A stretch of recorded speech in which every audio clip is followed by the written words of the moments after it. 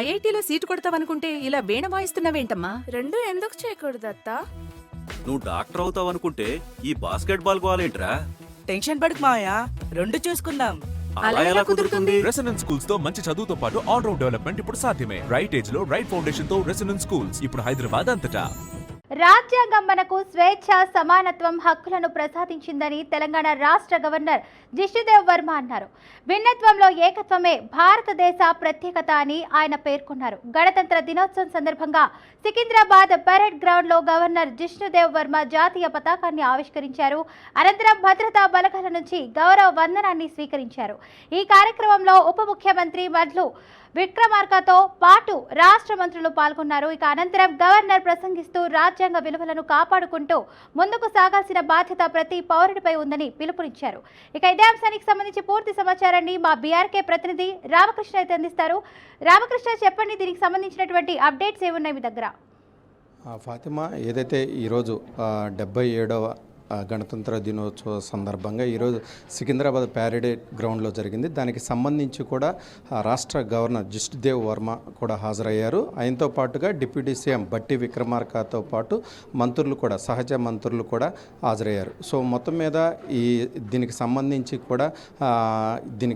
Governor కూడా మాట్లాడటం జరిగింది. గవర్నర్ మాట్లాడుతూ రాజ్యాంగానికి మనకిచ్చినటువంటి స్వేచ్ఛ, సమానత్వం రాజ్యాంగం కల్పించింది, భిన్నత్వంలో ఏకత్వం అంటూ కూడా గవర్నర్ కూడా మాట్లాడటం జరిగింది. సో ఈ నేపథ్యంలోనే గవర్నర్ పలు కీలక అంశాలు కూడా మాట్లాడటం జరిగింది.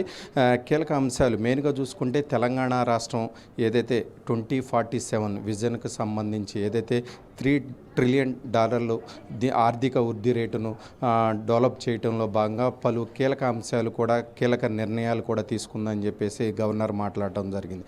దానిలో భాగంగానే ఏదైతే దీనికి సంబంధించి కూడా క్యూర్, ప్యూర్, రేర్ అని 3 సంబంధించి ఏదైతే అర్బన్ డెవలప్మెంట్కి సంబంధించి, మండలాలకు సంబంధించి 3గా డివైడ్ చేసింది. ఏదైతే సమానత్వం, ఏదైతే పరిపాలనా విభాగం కొంత సౌలభ్యంగా ఉండటం కోసం 3 డిఫరెంట్కి సంబంధించి అర్బన్ డెవలప్మెంట్కి సంబంధించి కూడా తెలంగాణ గవర్నమెంట్ నియమించింది. సో మొత్తం మీద చూసుకుంటే ఏదైతే 2 ఏళ్ల పాటు, ఏదైతే 2 ఏళ్ళు అవుతుంది కాంగ్రెస్ పార్టీ వచ్చి, 2 ఏళ్ల పాటు ఏ అంశాలు చేసింది అనే మొత్తం కూడా గవర్నర్ మాట్లాడడం జరిగింది. మెయిన్గా దీనికి చూసుకున్నట్లయితే రైతు రుణమాఫీకి సంబంధించి కూడా గవర్నర్ మాట్లాడటం జరిగింది. దాదాపుగా రైతులకి సంబంధించి 26,000 కోట్ల వరకు రైతులకు రుణమాఫీ చేసింది. దానిలోకి సంబంధించి ఏదైతే 26 లక్షల మంది రైతులు కూడా దీనికి సంబంధించి లబ్ధి పొందారు. సో ఏదైతే గవర్నమెంట్ 2 ఏళ్ళు అవుతుంది, దానిలో భాగంగానే దానికి సంబంధించి కూడా పలు కీలకమైన అభివృద్ధితో పాటు సంక్షేమం చేస్తుంది. సో ఖచ్చితంగా ఏదైతే దీనికి సంబంధించి మహిళలకు సంబంధించి కూడా మాట్లాడడం జరిగింది. మహిళలకు సంబంధించి ఏదైతే గ్యాస్ కావచ్చు, మహాలక్ష్మి పథకంలో ఫ్రీ బస్ కావచ్చు, లేదా ఇలా పలు కీలక అంశాలు కూడా గవర్నర్ మాట్లాడడం జరిగింది. మరొక అంశం ఏదైతే నిరుద్యోగులకు సంబంధించి దాదాపుగా 62,000 వరకు ఉద్యోగ కల్పన కూడా ఈ ప్రభుత్వం చేసిందని చెప్పడం జరిగింది. సో మొత్తం మీద ఓవరాల్గా చూసుకుంటే శాంతి భద్రతల విషయంలో కూడా గవర్నర్ మాట్లాడడం జరిగింది. శాంతి భద్రతలకు సంబంధించి కూడా ఏదైతే 2025కి సంబంధించి ఇండియా జస్టిస్ పోర్ట్ ఏదైతే ఉందో దానికి సంబంధించి కూడా తెలంగాణ రాష్ట్రానికి మొదటి అవార్డు వచ్చిందని కూడా ఈ సందర్భంగా గవర్నర్ గుర్తు చేయడం జరిగింది. సో మొత్తం మీద చూసుకున్నట్లయితే గవర్నర్ ఏదైతే దీనికి సంబంధించి గణతంత్ర దినోత్సవానికి సంబంధించి ప్రజలను ఉద్దేశించి పలు కీలకమైన అంశాలు కూడా లేవనెత్తినట్లుగా కూడా తెలుస్తుంది మనకి. Fatima. Right, thank you Ramakrishna for the update.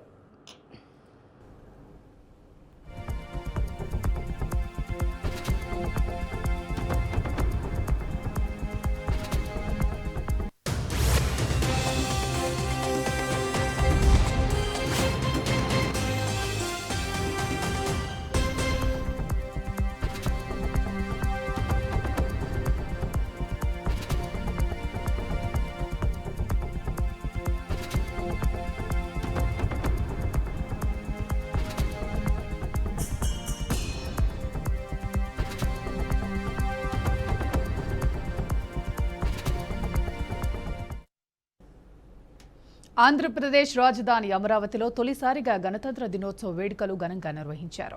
Rayapudi సమీపంలో ఏర్పాటు చేసిన కార్యక్రమంలో గవర్నర్ అబ్దుల్ నజీర్ జాతీయ పతాకాన్ని ఆవిష్కరించారు. ఈ వేడుకలకు CM Chandrababu Naidu, deputy CM Pawan కళ్యాణ్తో పాటు మంత్రులు, హైకోర్టు న్యాయమూర్తులు హాజరయ్యారు. గవర్నర్ నజీర్ 10 దళాల నుంచి గౌరవ వందనాన్ని స్వీకరించారు. రాయపూడి సమీపంలో 22 ఎకరాల విస్తీర్ణంలో నిర్వహించిన ఈ వేడుకల్లో రాష్ట్ర ప్రగతిని ప్రతిబింబించేలా 22 శకటాలను ప్రదర్శించారు. రాజధాని రైతులు, విద్యార్థులు పెద్ద సంఖ్యలో పాల్గొని వేడుకలను మరింత ఉత్సాహంగా మార్చారు. ఇదే అంశానికి సంబంధించి పూర్తి సమాచారాన్ని మా ప్రతినిధి సుబ్బు అందిస్తారు.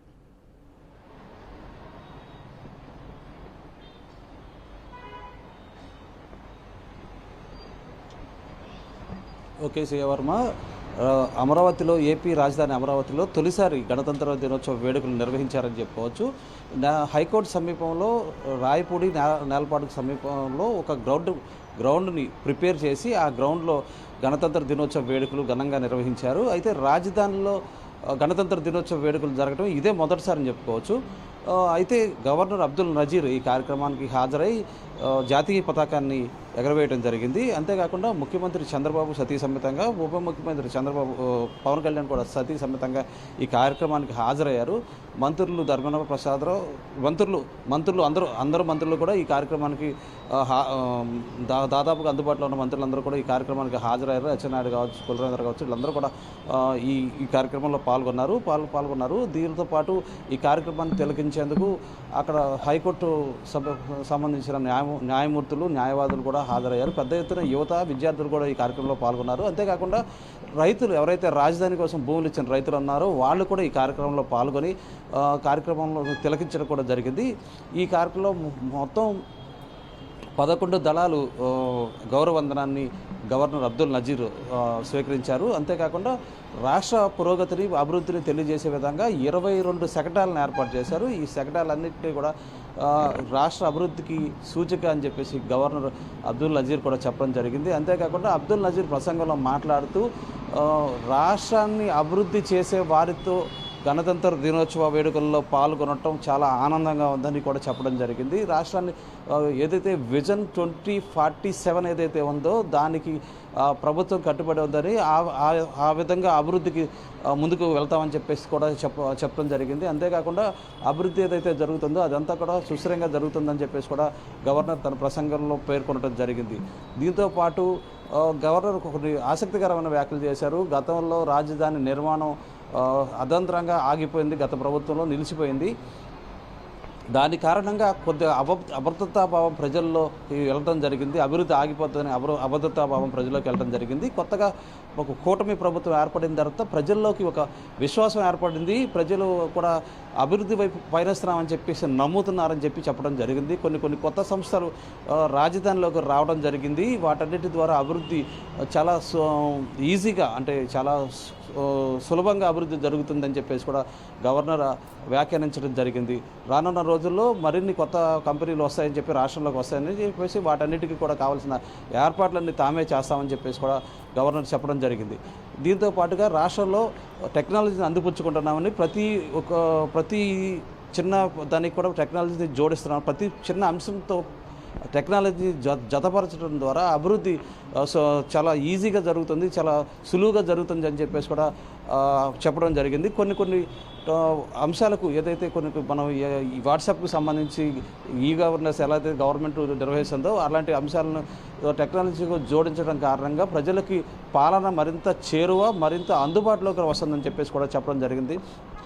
రానున్న రోజుల్లో విద్య, వైద్యం వీటన్నిటినీ కూడా ప్రజలకు ఇంకా మరింత దగ్గరకు చేసే ప్రయత్నం చేస్తామని చెప్పేసి కూడా గవర్నర్ చెప్పడం జరిగింది. అయితే ఈ 77వ గణతంత్ర దినోత్సవ వేడుకలు రాష్ట్ర వ్యాప్తంగా కూడా చాలా ఘనంగా జరిగాయి. అంతేకాకుండా గవర్నర్ అబ్దుల్ నజీర్ మాట్లాడుతూ రాష్ట్రం ముందుకు దూసుకుపోతుంది. రానున్న రోజుల్లో యువతకి పెద్ద ఎత్తున ఇది అవకాశాలు టెక్నికల్గా అవకాశాలు వచ్చే అవకాశం ఉందని చెప్పేసి కూడా, నిరుద్యోగులకు కూడా అవకాశాలు వచ్చే అవకాశం ఉందని కూడా చెప్పడం జరిగింది. అంతేకాకుండా రాష్ట్రంలో పెద్ద పెట్టుబడులు పెట్టి వాటన్నిటినీ కూడా సామాన్య ప్రజలందరికీ కూడా వ్యాపార వ్యవస్థలుగా తీర్చిదిద్దుతామని చెప్పేసి కూడా, ఇది తమ ప్రభుత్వం యొక్క ముఖ్య ఉద్దేశం. వీటి నుంచి ఒక వ్యాపారస్తులు తీసుకురావాలని, ఒక పారిశ్రామికవేత్తను తీసుకురావాలనేది మా ప్రభుత్వం యొక్క ముఖ్య ఉద్దేశంగా గవర్నర్ తన ప్రసంగంలో రాష్ట్ర అభివృద్ధి పైన Right, Subbu. చెప్పుకుంటూ వచ్చారని చెప్పుకోవచ్చు CA Varma. Thank you Subbu, thanks for the update. Banswada పరిధిలోని బోర్లం గురుకుల పాఠశాల ఘటనపై అనుమానాలు అయితే వ్యక్తమవుతున్నాయి. విద్యార్థినులకు ప్రిన్సిపాల్ ఇంటికి ఎందుకు పంపించారనే విషయంపై అధికారులు అయితే స్పష్టత ఇవ్వకపోవడంతో పాటు అక్కడ పిల్లలతో పనులు చేయించారంటూ తల్లిదండ్రులు ఆరోపణ చేస్తున్నారు. ప్రిన్సిపాల్ ఇంటి నుంచి తిరిగి వస్తున్న సమయంలో ఆటోలో ప్రయాణిస్తున్న ఓ విద్యార్థిని కింద పడి మృతి చెందడం తీవ్ర విషాదాన్ని కలిగించింది. 4 విద్యార్థినులు ఆటో నుంచి పడిపోయారా లేక డ్రైవర్ ఆపలేకపోవడంతో దూకేశారా అన్న అంశాలపై అయితే స్పష్టత లేకపోవడంతో సమగ్ర విచారణ చేపట్టాలని బీజేపీ నేతలు, విద్యార్థి సంఘాలు డిమాండ్ చేస్తున్నాయి. వరుసగా విద్యార్థినులు దూకుతున్న ఆటో డ్రైవర్ ఎందుకు ఆపలేదన్న ప్రశ్నలైతే తలెత్తగా బాధిత కుటుంబానికి అండగా ఉంటామని ఎమ్మెల్యే పోచారం హామీ ఇచ్చారు. రైట్, ఇక ఇదే అంశానికి సంబంధించి మరింత సమాచారం మా నిజామాబాద్ రిపోర్టర్ రాజు అందిస్తారు. రాజు, చెప్పండి, దీనికి సంబంధించి అప్డేట్స్ ఏంటి? కామారెడ్డి జిల్లాలో దారుణం చోటు చేసుకుంది. ఒక ఎస్సీ గురుకుల హాస్టల్లో ఉంటున్న విద్యార్థిని మృతి చెందిన సంఘటన రిపబ్లిక్ డే రోజు జరగడం చాలా విషాదకరం. జిల్లా వ్యాప్తంగా కూడా ఇప్పుడు చర్చనీయాంశంగా మారింది. అయితే అదే బాన్స్వాడ దగ్గరలో ఉన్న బోర్లాం క్యాంప్ సంబంధించిన ఎస్సీ గురుకుల పాఠశాలలో చదువుకుంటున్న విద్యార్థిని తను 9వ తరగతి చదువుతోంది. తను చదువుతున్న పాఠశాలలోనే అదే ప్రిన్సిపల్ ఎవరైతే ఉన్నారో ప్రిన్సిపల్ తన ఇంట్లో ఉన్న ప్రోగ్రామ్, ఈ రథసప్తమి వేడుక కోసం, రథసప్తమి పండగ కోసం స్కూల్ కు సంబంధించిన కుర్చీలన్నింటినీ కూడా ఆ క్యాంప్ స్కూల్లో నుంచి ఇంటికి తీసుకువెళ్ళింది. వాటన్నిటిని స్కూల్ కు తీసుకొచ్చే తరుణంలో కొందరు విద్యార్థుల్ని ఆటోలు తీసుకువెళ్ళి వాటిని స్కూల్లో తిరిగి తీసుకొచ్చే తరుణంలో ఆటోల నుంచి 3 విద్యార్థులు, మొదట ఒక విద్యార్థి ఆటోల నుంచి పడిపోయింది, తర్వాత మరొక విద్యార్థిని పడిపోయింది. 3వ విద్యార్థి ఎవరైతే ఇప్పుడు ఈ చనిపోయిన విద్యార్థిని ఎవరైతే ఉన్నారో సంగీత, తను ఆటోలో నుంచి పడిపోయిన సంఘటన అయితే చోటు చేసుకుంది. అయితే అక్కడే ఆమెకు తీవ్ర గాయాలయ్యాయి. కంటి దగ్గర తీవ్రమైన గాయం కావడంతో తనను వెంటనే విద్యార్థులు స్కూల్ ప్రిన్సిపల్ కు సమాచారం అందించడంతో వెంటనే హఠావుటిన బాన్స్వాడ ప్రభుత్వ ఆసుపత్రికి అయితే తరలించారు. అయితే అప్పటికే విద్యార్థిని మృతి చెందినట్టుగా అయితే అధికారులు అయితే గుర్తించారు. ఏదేమైనప్పటికీ ప్రిన్సిపల్ ఎవరైతే ఉన్నారో తన ఇంటిలో పని చేయించుకోవడం కోసం విద్యార్థుల్ని ఆటోలో తీసుకువెళ్ళింది. ఆ కుర్చీల కోసం, ఏదైతే ఇంటి దగ్గర ఫంక్షన్ కారణంగా ఆ కుర్చీలని తీసుకువెళ్లడం వల్లే ఈ సంఘటన అంతా జరిగింది. విద్యార్థిని చనిపోవడానికి ప్రధాన కారకురాలు ఆ ప్రిన్సిపల్ గా అయితే చెప్పొచ్చు. ప్రస్తుతం ప్రిన్సిపల్ పరారీలో ఉంది. తను లాంగ్ లీవ్ లో వెళ్ళిపోయినట్టయితే అధికారులు అయితే తెలియజేస్తున్నారు. విద్యార్థి మృతి చెందిన విషయం తెలియగానే బాన్స్వాడ బీజేపీ ఇన్ఛార్జి ఎండల లక్ష్మీనారాయణ ఆ ప్రాంతానికి చేరుకున్నారు. ఆ విద్యార్థిని మృతదేహంతో అక్కడ ధర్నా కార్యక్రమం కూడా నిర్వహించారు. దానికి తోడు విద్యార్థి సంఘాల నాయకులు, ఇటు బీజేపీ నాయకులు, అటు ఏబీవీపీ నాయకులు అందరూ కూడా ఈ ధర్నాలో పాల్గొన్నారు. విద్యార్థిని మృతదేహంతో పాఠశాలకు చేరుకున్నారు. అక్కడి నుంచి ప్రిన్సిపల్ ఇంటికి వెళ్లే తరుణంలో పోలీసులు అయితే ఆపివేశారు వాళ్ళని. ఎందుకంటే ఏదేమైనప్పటికీ గురుకుల పాఠశాలలో విద్యార్థినితో తమ ఇంటి పనులు చేయించుకోవడం ఏంటని చెప్పి వారి కుటుంబ సభ్యులైతే హెచ్చరిస్తున్నారు. వెంటనే తనను శిక్షించాలని చెప్పి వారి కుటుంబ సభ్యులు డిమాండ్ చేస్తున్నారు. Right Raju, thanks for the updates. Palakurthi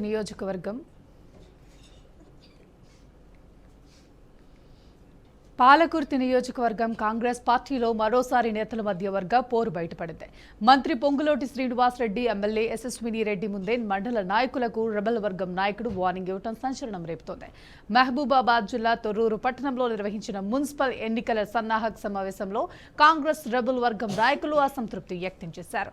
మంత్రి పొంగులేటి శ్రీనివాస్ రెడ్డి ముందే మండల పార్టీ నాయకులకు వార్నింగ్ ఇచ్చారు. 50 మందిని పిలిచిన తర్వాత తమను స్టేజ్ మీదకి పిలుస్తారా అంటూ కాంగ్రెస్ నాయకులపై సీరియస్ అయ్యారు. సోషల్ మీడియాలో ఈ వీడియో వైరల్ గా మారింది. ఇదే అంశానికి సంబంధించి పూర్తి సమాచారాన్ని మా ప్రతినిధి కృష్ణ అందిస్తారు.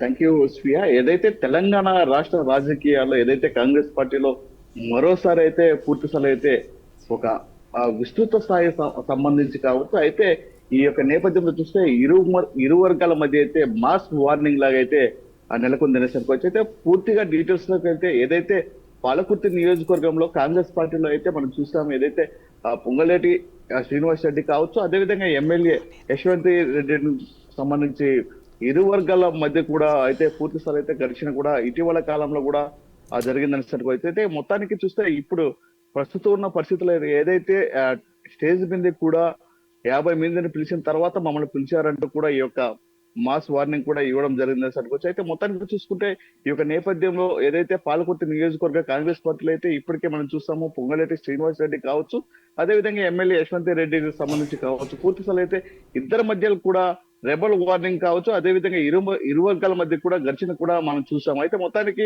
మహబూబ్ నగర్ జిల్లాలోని ఏదైతే తొర్రూరు పట్టణంలో అయితే పూర్తి స్థాయిలో అయితే ఇలాంటి స్టేజ్ సంబంధించి కావచ్చు, అదేవిధంగా అనేక విషయాల్లో కూడా ఈ ఇరు వర్గాల మధ్య అయితే ఒక ఎప్పటి నుంచో కూడా ఒక ఫైట్ లాగా అయితే ఏదైతే ఒక రగడ లాగా అయితే ఇది జరిగిందని కూడా పూర్తి అయితే మనకు తెలుస్తుంది. అయితే మొత్తానికి ఈ యొక్క విషయాన్ని కూడా తెలంగాణ కాంగ్రెస్ పార్టీకి సంబంధించి అధిష్టాన దృష్టికి వెళ్ళినా కూడా ఏమాత్రం ఏడేసిన గొంగలే ఆడే ఉన్నట్లయితే వ్యవహరిస్తున్నారు, కానీ ఈ యొక్క గొడవ మాత్రం సద్దుమరగలేదని కూడా పూర్తి అయితే మనకు తెలుస్తుంది. అయితే మొత్తానికి ఏది ఏమైనప్పుడు కూడా ఈ యొక్క విషయాన్ని ఏదైతే ముఖ్యమంత్రి రేవంత్ రెడ్డి దృష్టికి వెళ్ళినా కూడా పూర్తి స్థాయి అయితే చూసినట్లుగా వ్యవహరిస్తున్నారు, కానీ ఏమాత్రం ఈ యొక్క గొడవ అయితే సద్దుమనం లేదని కూడా పూర్తి స్థాయి అయితే అక్కడ ఉన్నటువంటి ప్రజలు కావచ్చు, అదేవిధంగా పార్టీ సంబంధించిన కార్యకర్తలు కూడా ఈ యొక్క అలజడి పూర్తి స్థాయితో ఎలాగే ఉందని కూడా మనకు తెలుస్తుంది. అయితే మొత్తానికి ఏది ఏమైనప్పుడు కూడా ఇప్పటికే మనం చూసాము, ఏదైతే 50 మందిని పిలిచిన తర్వాత వారిని స్టేజ్ పైకి పిలవడం అనేది కూడా చాలా దారుణం. ఎందుకంటే ఒక ప్రోటోకాల్ అనేది ఉంటుంది, ఆ ప్రోటోకాల్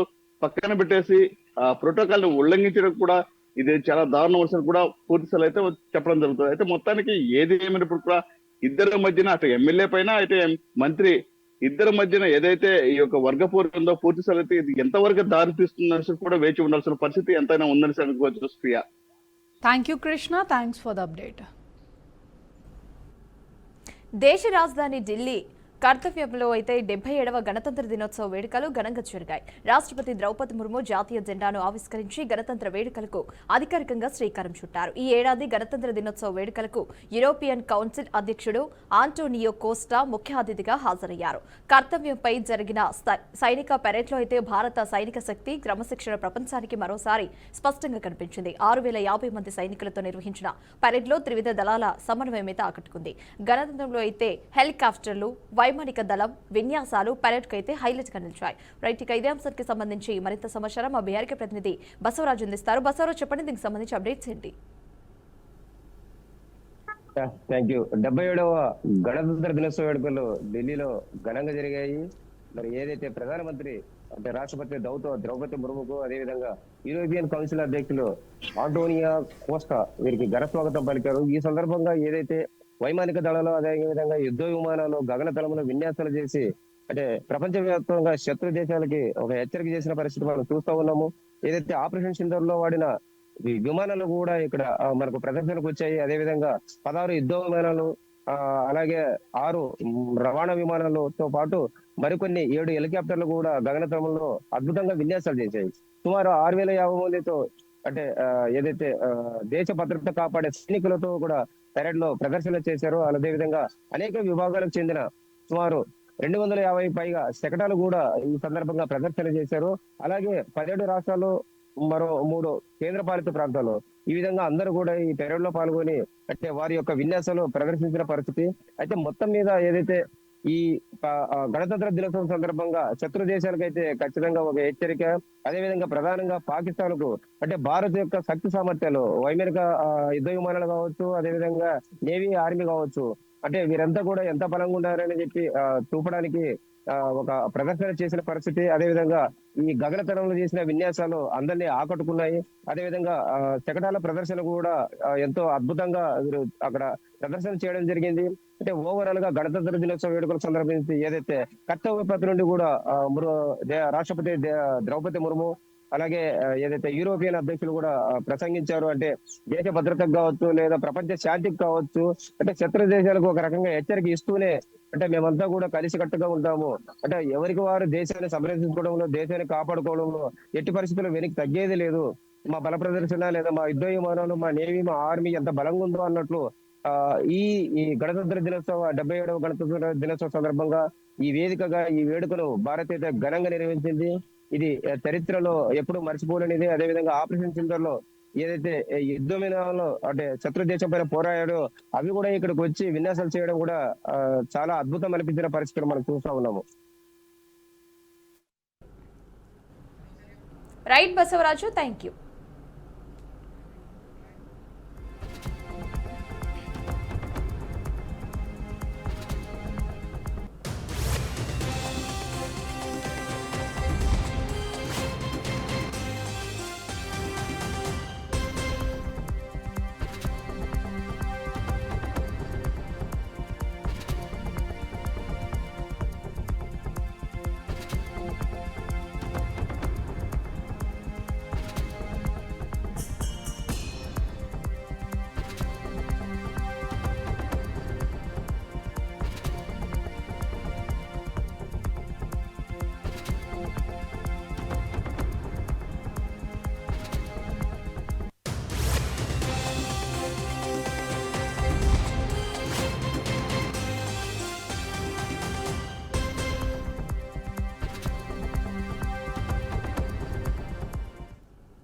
రైట్, ఇక బులెటిన్ లో బ్రేకింగ్ న్యూస్ అయితే చూస్తున్నాం. ఫోన్ ట్యాపింగ్ కేసులో అయితే సంతోష్ కి అయితే సిట్ అధికారులు అయితే నోటీసులు అయితే ఇవ్వడం జరిగింది. రేపు మధ్యాహ్నం 3 గంటలకైతే జూబ్లీ హిల్స్ పిఎస్ కి అయితే సిట్ అయితే రావాలని అయితే ఆదేశాలు కూడా జారీ చేసింది. ఫోన్ ట్యాపింగ్ కేసులో సంతోష్ కి అయితే సిట్ అధికారులు కీలకంగానైతే నోటీసులు జారీ చేయడం అయితే జరిగింది. ఫోన్ ట్యాపింగ్ కేసులో అయితే ముఖ్యంగా సంతోష్ రావుకు నోటీసులు కూడా జారీ చేయడం జరిగింది. ఇదే నేపథ్యంలో బీఆర్ఎస్ మాజీ ఎంపీ సంతోష్ రావుకు కూడా నోటీసులు జారీ చేయడం జరిగింది సిట్ అధికారులు.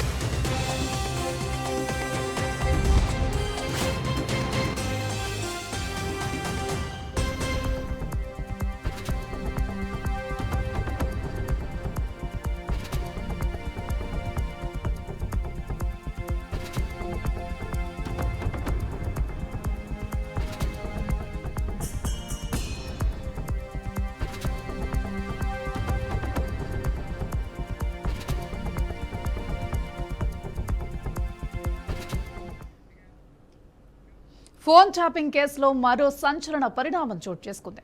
ఈ కేసులో మరో బీఆర్ఎస్ కీలక నేత మాజీ ఎంపీ సంతోష్ కు సిట్ నోటీసులు జారీ చేసింది.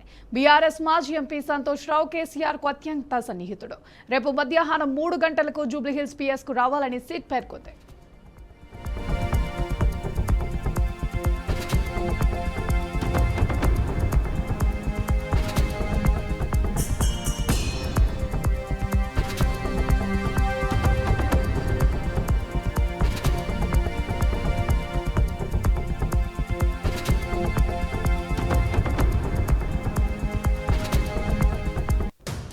ఇదే అంశానికి సంబంధించి పూర్తి సమాచారాన్ని మా ప్రతినిధి రామకృష్ణ అందిస్తారు. చెప్పండి రామకృష్ణ, మీ దగ్గర ఉన్న అప్డేట్ ఏంటి?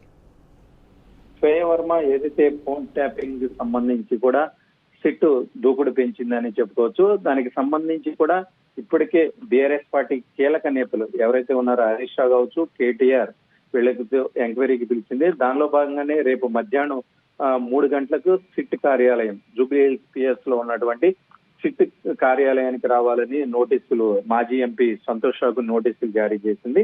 సో మొత్తం మీద చూసుకున్నట్లయితే సంతోష్ రావు ఫస్ట్ నుంచి చెప్తానే ఉన్నాము, కేసీఆర్ ముందు ఖచ్చితంగా సంతోష్ రావుకు నోటీసులు ఇస్తారు, దాని తర్వాత కేసీఆర్ కూడా నోటీసులు ఇస్తారు అని కూడా తెలుస్తుంది. మెయిన్ గా దీనికి సంబంధించి ఏదైతే సిట్ భావిస్తుందో సంతోష్ రావుకు సంబంధించి మొత్తం కూడా తెలంగాణ ప్రభుత్వం ఏదైతే బీఆర్ఎస్ తెలంగాణ రాష్ట్రం వచ్చిన తర్వాత 2014 నుంచి 2023 వరకు బీఆర్ఎస్ పార్టీ పాలించిందో ఆ టైంలో కేసీఆర్ కి రైట్ హ్యాండ్ గా ఉన్నటువంటి ఎంపీ సంతోష్ రావు పలు కీలక అంశాల్లో సూత్రధారి పాత్రధారి అని కూడా తెలంగాణ రాష్ట్ర ప్రతిపక్ష పార్టీలన్నీ కూడా ఆరోపించిన నేపథ్యంలో ఖచ్చితంగా ఫోన్ ట్యాపింగ్ కి సంబంధించి కొంత ఇన్ఫర్మేషన్ ఖచ్చితంగా మాజీ ఎంపీ సంతోష్ కి తెలుసు.